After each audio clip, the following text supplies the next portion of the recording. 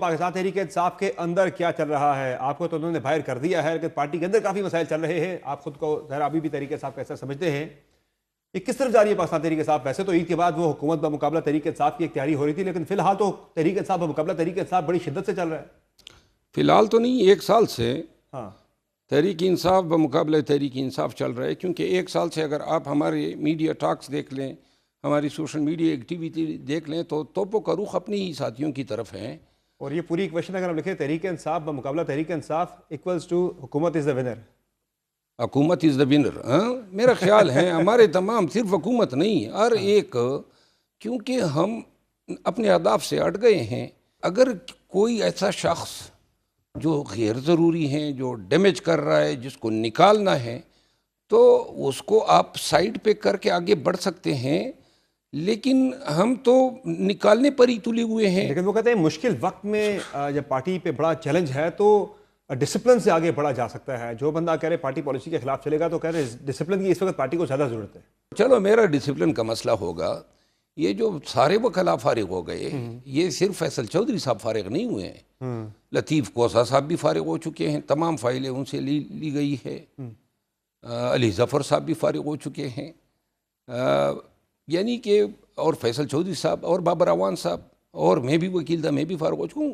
میں تو ڈسپلن کا مارا ہوا تھا، یہ انہوں نے ویسے اب تو پالیسی جو اڈیالہ سے آئی ہے وہ تو یہی آئی ہے بشریٰ بی بی کی بھی، کہ جو سیاسی وکیل ہیں انہیں ذرا سائیڈ لائن کیا جائے، جو پیورلی وکالت کرتے ہیں ان کو ہی کیسز کے حوالے سے جو ہے وہ آگے کیا جائے۔ میرا خیال ہے کہ ہم مویشیاں تو نہیں چراتے ہیں، ہم کوئی اور کام تو نہیں کرتے ہیں، ہم سب کی شناختی وکالت ہے۔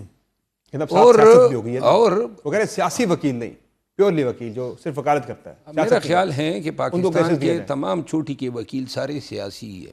صحیح ہے۔ اور دوسرا یہ ہے نا، تو یہ بات پھر خان صاحب کو یا بشریٰ بی بی کو سمجھ نہیں آ رہی، وہ غلط فیصلہ کر رہے ہیں۔ دیکھیے، آپ مجھ سے خان صاحب کی بات کریں، بشریٰ بی بی صاحبہ جو ہیں، میں سمجھتا ہوں، میں ایک وکیل ہوں، سیاسی ورکر ہوں، میرے لیے معنی یہی رکھتا ہے نا کہ جس کا کام ہو، جس سے متعلقہ ہو، اس حوالے سے بات ہونی چاہیے۔ یہ خان کے اعتراض تو ان کا بھی جائز ہے، مروت صاحب کے لیگل میٹرز پر پارٹی انہیں کوئی کامیابی دلا ہی نہیں سکی، پچھلے کافی عرصے سے وہ پھنسے پڑے ہیں، کہیں کوئی ریلیف نہیں دلا پا رہی۔ بالکل ٹھیک ہے، جو وکلا یہ بھی ان کا اپنا ہی فیصلہ تھا نا، فرسٹریٹ ہو کے انہوں نے یہ فیصلہ کیا نا۔ نہیں نا، یہ انہی کے فیصلے تھے کہ فلاں کیس فلاں وکیل سے چلانا ہے، یہ ہمارے فیصلے تو نہیں تھے نا۔ صحیح ہے۔ لیگل اسٹریٹجی ناکامی کا شکار کیوں ہیں؟ ہاں، گزشتہ اس سے پہلے یعنی 2 سال پہلے کے رمضان میں یہ لیگل ٹیم کی خان صاحب کے ساتھ بنی گالہ میں ملاقات ہوئی، میٹنگ ہوئی، اسٹریٹجی بنائی، اس وقت ہم نے جو بھی تجاویز دی تھی، لیکن اب جو لیگل اسٹریٹجی جتنی بھی چلی ہیں تھرو آؤٹ آج تک، یہ ناکامی کسی اس لیے ہمکنار ہوئی ہے کہ باوجود اس کے کہ سارے جو ہیں لغو بے بنیاد کیسز خان کو رہا نہ کر پائے، کروڑوں تک کی فیسیں ہم نے دے دیے، اور اس کی وجہ یہ ہے کہ خان کو قائل کیا جاتا ہے کہ جی آپ نے فلاں کیس میں فلاں کو رکھنا ہے۔ تو اب بتائیں کہ اب کیا ہے تحریک انصاف کے پاس اس ساری صورتحال سے نکلنے کے لیے؟ کیا کرنا چاہیے پی ٹی آئی کو، چونکہ اختلافات دن بدن بڑھتے چلے جا رہے ہیں، کم نہیں ہو رہے؟ میرا خیال ہے یہ اور بڑھیں گے، کیونکہ ناقبت اندیش ہیں، بے وقوف اور احمق لوگ ہیں۔ میں اپنی مثال دوں، میں تو ابتدا میں اتنا گہرائی تک نہیں جانا چاہتا تھا، نکال دیا، چلو جی بہت شکریہ، لیکن نکالنے کے بعد انہوں نے جو ہیں وہ کہتے ہیں نا پیچھے سے لات بھی مارنی ہے، تو انہوں نے گالم گلوچ کا بھی شروع کر دی، اور گالم گلوچ آج تک کر رہے ہیں۔ اس کا مطلب یہ ہے، اور یہ کون کر رہے ہیں؟ یہ وہی کروا رہے ہیں جنہوں نے نکلوایا ہے، اور اچھی طرح ہم جانتے ہیں۔ تو لہٰذا اب میں نے بھی بادل ناخواستہ اب سرجری شروع کر دی ہے۔ اچھا، اب دو دعات کریں گے تمام بدتمیزوں سے، تمام گالم گلوچ والوں سے، اور تمام سازشیوں سے اکیلے لڑنے کے لیے میں اپنے آپ کو کافی سمجھتا ہوں۔ اچھا مروت صاحب، اس میں ظاہر ہے ایک تو پارٹی کو اندرونی طور پر تو نقصان ہو ہی رہا ہے، پھر آپ کی ظاہر ہے ایک اتحاد کی طرف تحریک انصاف نے جانا تھا، اپوزیشن کا اتحاد بنا کر، وہ اتحاد بھی بڑا افیکٹ ہو رہا ہے۔ باقی جماعتوں کو بھی جب پیغام جاتا ہے کہ اس پارٹی کے اپنے اندر یونٹی نہیں ہے، اس پارٹی کو خود جو ہے اپنی پارٹی کے اندر یکجہتی کی ضرورت ہے، تو یہ قومی یکجہتی کے لیے کیسے اپوزیشن کا اتحاد بنا پائے گی، اپوزیشن کیسے یکجا کر پائے گی، تو وہ اتحاد تو پھر بنتا ہوا نظر نہیں آ رہا۔ ویسے تو اتحاد اپنے اندر ہی نہیں ہے، پہلے اپنے اندر اگر اتحاد قائم کرے، اور اتحاد تب قائم ہوگا جب معاملات سے ان لوگوں کے ہاتھوں میں ہوں گے جن کے اپنے مقاصد نہ ہوں. کون ہے مثلا لوگ پارٹی کے اندر؟ بہت سارے لوگ ہیں، ان کو سب سائڈ ہیں. بیرسٹر گور صاحب ہیں. ہاں، اور ووٹ ہے تمام فیصلوں میں. اچھا، 3 لوگ تو فیصلے کر رہے ہیں، بیرسٹر گوہر، سلمان اکرم راجہ اور علیمہ خان صاحبہ، ان کے سارے فیصلے ہیں. یہ بیرسٹر گور صاحب کو سائڈ پہ کر دیں. اچھا بیرسٹر گور صاحب جو ہیں وہ فیصلے سنتے ہیں، ان کو بتایا جاتا ہے. اچھا باقی جو ہیں شریف آدمی، خان کے بڑے لائلسٹ ہیں، لیکن فیصلوں میں ان کا کوئی کردار نہیں ہے.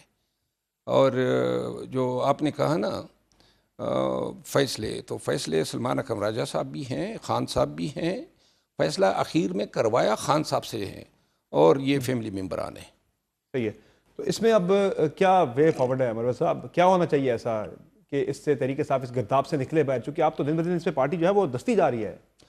کبھی آج تک پارٹی نے اس پہ یہ سوچا ہے کہ ان کی جانکاری کرے، وجوہات جانے کہ یہ کیوں اضطراب ہے، انتشار ہے، تفریق ہے، تقسیم ہے؟ اور یہ مروت صاحب یہ بائی ڈیزائن ہے یا جو لوگ ہیں at the helm of affair ان کی اتنی کیپیسٹی نہیں ہے کہ وہ چیزوں کو بہتر انداز میں ڈیل کر سکے؟ یہ کیا ہے؟ یہ دیکھیے، آپ کی انڈرسٹینڈنگ کیا ہے؟ وہ لوگ ہی چائے ہوئے ہیں جنہوں نے یہ اضطراب کی کیفیت پیدا کی ہوئی ہے، اور وہ یہ کرنے نہیں دے رہے ہیں کہ پارٹی میں ہر چیز کی جانکاری ہو.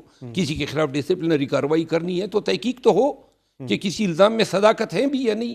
بس یک طرفہ طور پہ جناب آپ نے فلاں کو نکالا، فلاں کو نکالا.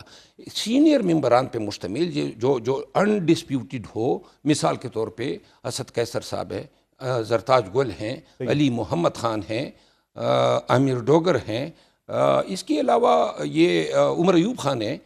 ایسے لوگوں پہ مشتمل کوئی کمیٹی بنا دے اور یہ ہر ایک کے کیس کا جائزہ لے. صحیح ہے. تو مروت صاحب اور اگر غلط نکالے گئے ہیں، غلط فیصلے ہوئے ہیں، تو ساتھ میں ریکمنڈیشن دے کہ جنہوں نے غلط فیصلے کیے ہیں ان کو سائڈ پہ کرے. مروت صاحب یہ اگر سلائیڈ نہیں رکتی، جو ہم دیکھ رہے ہیں طریقے صاحب کے اندر لڑائیاں، انتشار، آپسی جھگڑے بڑھتے جا رہے ہیں، تو یہ پھر اس کا نتیجہ کیا ہوگا؟ اس کا نتیجہ یہی ہوگا، خان صاحب اندر بیٹھا رہے گا اور پارٹی جو ہے اپوزیشن میں بیٹھی رہے گی. پہلے ہم 95 تھے، 80 ہو گئے، ہو سکتا ہے کسی سٹیج میں 45-40 پر آ جائیں.